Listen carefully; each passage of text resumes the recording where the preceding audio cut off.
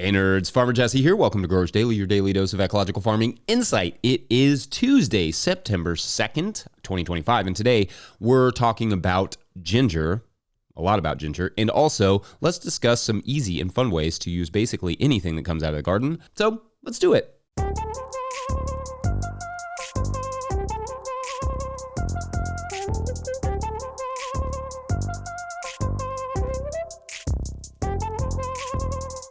All right, everyone, welcome to Tilth Tuesday. Every Tuesday this year will be brought to you by our friends at Tilth Soil. If you're looking for compost or propagation mix, check out tilthsoil.com. Link will be in the show notes. I hope everyone had a nice, fun, extended weekend. We obviously took Labor Day off, but welcome to September. We are officially here, y'all. We made it. The month that unofficially kicks off fall, the month I started this podcast. I have a lot of friends and family born in this month, so lots of celebrating that happens in September. But I also know it's the month that likes to pretend it's something that it's not, and we could easily get back into the 100-degree Fahrenheit range, and September wouldn't even bat an eye. I had my typical soccer coaching and hanging out with the family type of weekend. Spent a couple hours at the Kentucky River as well yesterday with some friends, which was fun. The river is low and the pastures are brown here, and that's basically all farmers are talking about at the moment. Since July 20th, we've had roughly 0.38 inches of rain on our farm, which is nothing in Kentucky, where we have all this vegetation to maintain. But there are a couple chances of rain this week, so I look forward to those skipping right over us so I can fill my swear jar a little bit more. It's looking kind of low, you know. Oh, hey, don't forget, this month we are asking musicians to cover the theme song and send in MP3 or video over to Farmer Mike at no-tillgrowers.com, and we'll play it on the show. We've got a few already, and I'm very excited about that. That will start tomorrow. Make sure to include your name or band name and or whatever links you want us to use. Thank you. I'm very excited about that. You'll hear the first one tomorrow. Okay, so today I thought I would dedicate it to ginger growing. In fact, I didn't so much decide this as our Patreon member Amy Blankenship did. Amy will be our Patreon question in the second segment, but in this first part of their question, they wrote, quote, "Hi Jesse, I really enjoy the way you handle the trolls in a tactful but firm way." Thanks, Amy. Now, on to the questions. Somewhere around February, you mentioned starting your ginger and said you would add more later. Is it time yet? You said the word ginger tonight and I perked up, but alas, no. End quote. All right, so indeed, I know I did a short segment on ginger growing in the field, like was it possible, way back in 2024, which I'll link that episode in the show notes, but I don't think I have talked much about ginger production, at least not in too much depth beyond that. So let's take today to talk ginger in its entirety from start to finish. In the Northern Hemisphere, of course, the window is gone for most of us to grow ginger this year because it takes the better part of 120 days for baby ginger, but you Southern Hemi folks can use this real soon, if not like right now, and then we can get back to ginger growing up here in the late winter / early spring of 2026. Now, in the first segment, we'll talk about starting ginger from roots, the rhizomes, which I'll mostly just call roots, but whatever. And then in the third segment, we'll talk about planting, harvesting, and that sort of stuff. I've tried several different things with ginger production, but what I've arrived at is essentially that I buy my ginger seed, quote unquote, again, the rhizome, the brown thing that you grow the ginger from. And that seed is being just the organic ginger rhizome. The conventional stuff won't generally work because it has been irradiated, meaning it will no longer sprout. Anyway, we buy our certified organic ginger seed, the rhizomes that we're going to sprout it from the grocery store. Yes, you can buy organic ginger root from a ginger supplier, but the price difference is significant. And although you may be risking some disease issues doing it the way that we do it, buying it from the grocery store, I also know plenty of people who buy the expensive seed and also get disease issues, despite its disease-free designation. So for us, we found we may as well just save the money on the seed. But of course, do whatever makes sense for you. I have not done a side-by-side comparison in terms of yield, the store-bought stuff versus the roots that you buy from a root supplier, though my assumption would be that the expensive, large ginger root seed probably will produce a little bit better. Ours does fine, but if it were a bigger part of our profit plan, then we might make the effort to really see how many more ounces of ginger we can get out of the expensive seed versus the upfront cost of it.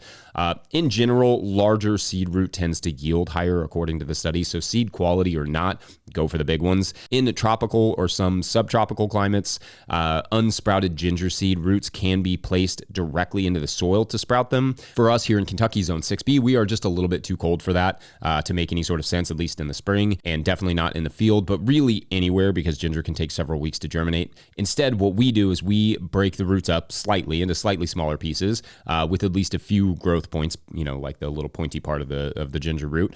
Place those roots with a couple inches between each root piece in the tray. And we put a little bit of peat moss on the bottom of the tray, and then we put the ginger root, and then we cover that with peat moss or soil mix or coconut coir or whatever.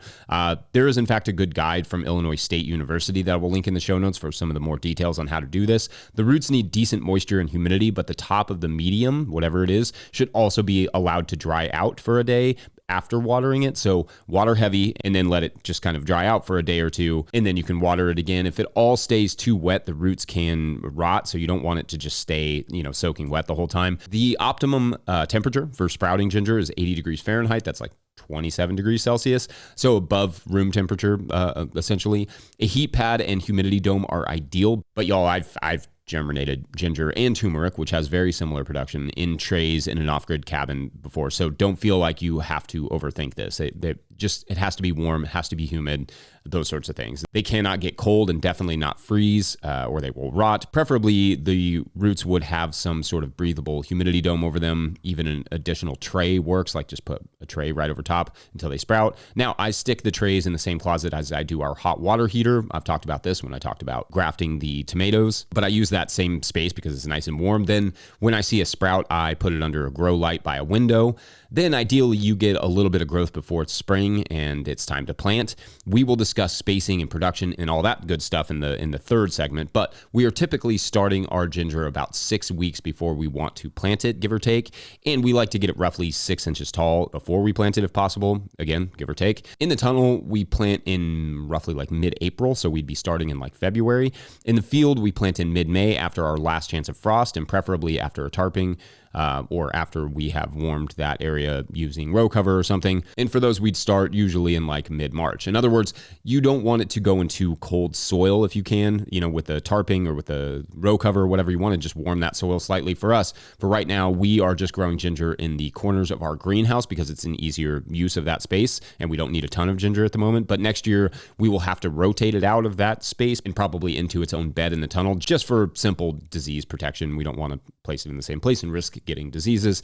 Anyway, again, more on all that in the last segment. First, we're going to get a quick word from our dear friends at Rimmel Greenhouse Systems. Whether you're growing tomatoes for market, flowers in the spring, or vegetables for your family, growing in a high tunnel protected from the weather provides the right environment for a harvest you can count on. Rimmel greenhouses are strong, durable, and easy to assemble, offering the quality you need to grow productively year-round. The team of experts at Rimmel Greenhouse Systems will be your trusted partners to ensure you get exceptional value from your greenhouse or high tunnel investment. Visit rimmel.com today to get growing.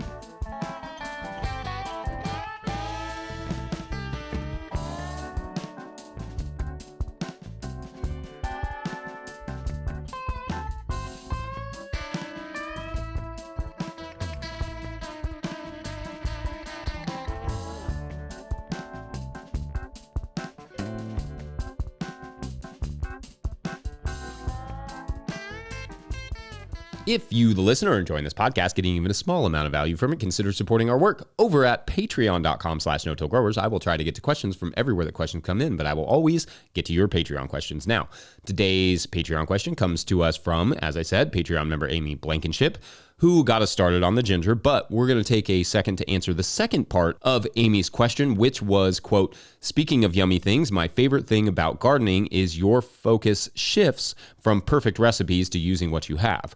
I've discovered some great combinations this way, like figs are great in oatmeal, and last year's freezer burned butternut squash actually improves the spaghetti sauce you're making from all the fresh garlic, herbs, and tomatoes you're getting right now. Oh, I love that combo. What are your favorite serendipitous flavor finds due to just having a bunch of random stuff you need to use, end quote. All right, love this, Amy. It's a really good topic because it's something we live day in and day out here. We got all these veggies, sometimes seconds, that we can't sell. Now what? And I think in some ways my feelings about this are going to disappoint some people, especially as someone like myself with a large culinary background. But I also think I have a pretty solid approach to using basically any combination of vegetables that are flowing out of the garden. So maybe then you all can glean something useful here. So yes, your observation is spot on here. In an ideal world, we would have a recipe for every combination of foods coming out of the garden. But the reality is that no farmer or busy gardener has time for such things. And, the flow is always a little bit different. Often I have about 20 minutes to make a lunch as well. So, and maybe add another 15 minutes to that to eat it. Then I cap that off with a 20-minute nap required by the law of me surviving, and that's my entire break. So there are very rarely, lovely casseroles or fancy tarts coming out of our kitchen during the workday, or even in the evenings right now, as soccer practice and games keep us pretty much busy every day. But with those constraints, how do we still eat diversely and seasonally and deliciously? Well, and I may have discussed this before, but for us, it all centers around the starch. Now, if you are gluten-free or don't eat a lot of starch, it could be around the protein. But basically for us, every meal starts with the starch. So that could be rice or pasta or potatoes or couscous, which I recognize is a pasta, but it's kind of its own thing. Or it's pizza dough or sandwiches or, croutons or whatever. So once you have the starch, it's about making the sauce, finding the vegetables, and identifying the protein. So let's say right now, for instance, we roll with a rice as the starch. What we would do is that we would gather maybe like onions and tomatoes or even some potatoes. I'm a big fan of double starches. But anyway, some potatoes or some herbs or whatever. Then we'd medium dice those potatoes and fry them, add the onions, mix in some summer squash or something, finish it with some tomatoes, and then top the rice with that mixture and probably some hot peppers or hot pepper sauce and garlic, of course. We might also add a little protein there, anything from mushrooms to meats, beans, lentils, all that stuff, and then top that off with herbs. We have even added an egg and finish the sauce in the broiler that way. Maybe we squeeze some fresh garlic right over top too. Okay, we almost always definitely do that. Or if it's a pasta, maybe we start with the onions and garlic on low heat, and then we move on to adding like a protein. Then the other veggies, like sweet potato greens right now is a good one, get mixed in, and then once the pasta's done, we just kind of fold all that together, and then we're good to go. And we can make that in the amount of time it takes to boil the water and cook the pasta, and then the sauce is ready to go. To me, even if the starches don't change all that much, every day still offers something new and exciting to play with. Arguably, my favorite season is coming up when we have sweet potatoes and tomatoes and peppers and cilantro kind of all at the same time. Maybe even some ginger thrown in there. Why not? We're talking about it. It's magical what all can be done with those specific ingredients together. In fact, stewed tomatoes and pan-fried sweet potatoes is one of my favorite flavor combos. There truly is no limit to how to use those things. And it's kind of funny, we never really talk about cooking on this show, and maybe part of that, I think, is that it would not be very interesting, I think, for our podcast only family who are just listening to this. But I obviously believe cooking and the special flavors of fresh garden produce is a big part of why a lot of us even bother doing all this work. So it's important that we find ways to make the most of the ingredients even when time is limited. I also believe you just start to develop seasonal recipes that make sense and for the vegetables that often are hitting all at the same time, even if they're not the most fancy thing in the world. Anyway, great question, and that is sort of all I got for you on this one. How about you all, though? Any fun discoveries or thoughts or easy ways to make the most of your garden harvests? Let us know. Otherwise, we're going to take a quick break, and when we come back, we'll get back to gingering. That's a word. Be right back. I think it's helping. Water? Who knew? I don't know who invented this stuff. It's great, though. Farmer Claire Coleman here from the Winter Growers Podcast. Did you know that I also founded Real Farmer Care, a nonprofit that supports farmer well-being? From my own experiences farming, I knew firsthand that this type of support was missing from ag, so I decided to do something about it. As of today, there are over 500 farmer recipients of a $100 self-care award, with more applying daily. If you'd like to help, each $100 donated supports one new farmer. Visit realfarmercare.com to donate and learn more. Again, that's realfarmercare.com. All right, so let's get back to ginger and how to grow it and the spacing and all that good stuff. First, in terms of bed prep, ginger likes fertile, well-drained soil, like basically everything else. So make sure it's not having to fight compaction and that it's nice and loose, and that you incorporate, at very least, some really nice compost wherever you're going to plant it. What I will do is dig, a nice hole where I'm going to plant it, because we're just using the corners of our tunnels right now. Then I'll add compost in the bottom of that hole. I'll add the ginger on top of that, the ginger root that's already sprouted, and it usually down to about 6 to 8 inches deep. And then I'll cover that with the soil. Usually I actually have those corners encounters with wood chips, which it seems to be fine. I've never had any issues with the wood chips slowing down the ginger production. I think partially because it's just buried so deep. Anyway, if it's in the field, I might not go quite as deep because the deeper you bury them, the cooler the soil will be, and you want them to get into production pretty fast. Otherwise, they'll rot. Anyway, then I fill it, like I said, I fill it in generally around the plant. I try to keep some of the plant above the soil until it is grown tall enough that I can fill in the rest. Ideally, the plant at this point is like 6 to 8 inches tall anyway, so you're not burying it entirely anyway. If you have to, you can fill it in as the plant gets taller. Like I said, I'm not sure if that would affect the plant growth to fully bury it. Just go ahead and bury the whole thing. I kind of fear it would. I probably just wouldn't cover that growth point out of risk of slowing the ginger down or causing rot or whatever. The combo of spacing and rhizome size that yields the best results according to studies is about using a 1.4 ounce root spaced on a roughly 8 inch by 9 inch grid. So effectively 9 inches between plants with 8 inches between rows. So you will want roughly 15 to 25 pounds per 100 row feet, give or take, depending of course on how big you make your little chunks of the ginger. Then for watering, follow the same idea as the trays. A good soaking, like the tropics, followed by a nice dry period, also like the tropics. This process, like I said, usually starts in the trays in late February/early March for the tunnel, or late March/early April in the field, depending on where you are and if you're planting in a tunnel or in the field. Then they go into the ground or the tunnel about 4 to 6 weeks later. After that, they need regular cultivation to keep them weed-free and growing well. For us, when we were selling at the farmer's market, we liked to plant enough that we could start harvesting it in like August to beat the market, but still have enough to continue to harvest all the way through to October. Yield-wise, you'd want to at least get 8 pounds for every pound you plant of baby ginger. Now, baby ginger is really what most of us in the non-tropical environments are growing. We're not growing ginger all the way till it turns brown and has that like paper around it. It's basically the pretty red and peachy colored stuff and not the brown stuff. For the cured ginger, the stuff with the brown paper on it, you need a full 10-month frost-free season, which ain't happening here in Kentucky at least. Not really even in our tunnels.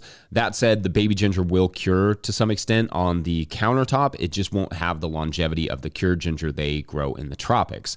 Otherwise, when we harvest, we just pop it out, usually just by pulling, but a shovel may come in handy if the soil's not loose, depending on your soil type. If you're dealing with a lot of heavy clay, it may be harder than if you're dealing with sand. And then we trim some of the greens back, but we do kind of like to leave a little of that green on there only because it's really attractive and most people have never seen ginger like that. So it's a good conversation starter in the fall. Lastly, we will harvest everything before the coldest days really start. Like I said, it cannot get frosted. Then we can trim those greens and store it in a breathable container at room temperature for a few weeks. Sometimes the roots that sprouted the original ginger will be good to go, like you can pull off that original seed root.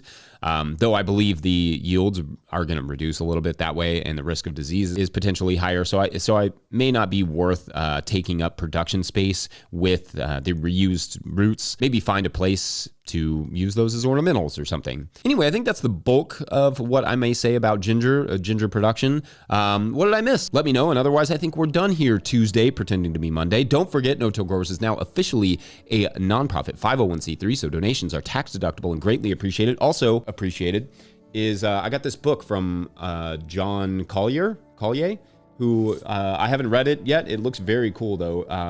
It's called Foraging Your Roots, a reference guide to over 270 wild edible species in eastern US. That's very cool. But I really like that John also does a seasonal foraging logbook. It's like got a calendar. That's very cool. So thank you, John. That's very neat. I appreciate you sending those along. Look forward to diving into that a little bit this winter. When we were living in the woods in Bug Tussle, we did a ton of foraging. I foraged basically every day. And I used to forage for chefs and stuff. So definitely up my alley.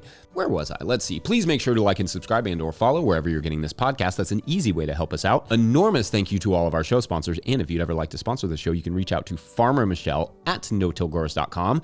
Huge shouts to Willie Breeding for the theme music and Mike Hilbert for the production help and editing. Also, shouts to Epidemic Sound for the background music that you can hear.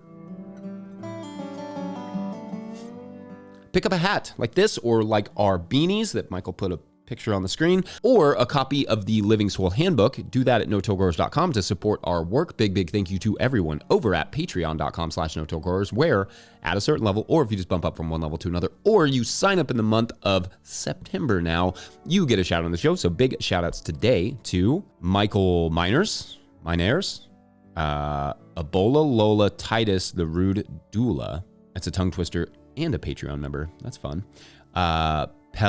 Pele? It's not Pele like the great soccer player. It could be if you deleted an L. I can't do that, though. I don't think that's in the rules. And Chad Hayes, shouts to all of you for signing up and kicking off this story this week. This story this week is about a hiker named Pat. That's good. I like that name, Pat. Pat is an experienced hiker, loves hiking, just goes multiple times a week. But one day, Pat has a really rough day at work and decides to go for a hike in the woods behind the city where Pat lives.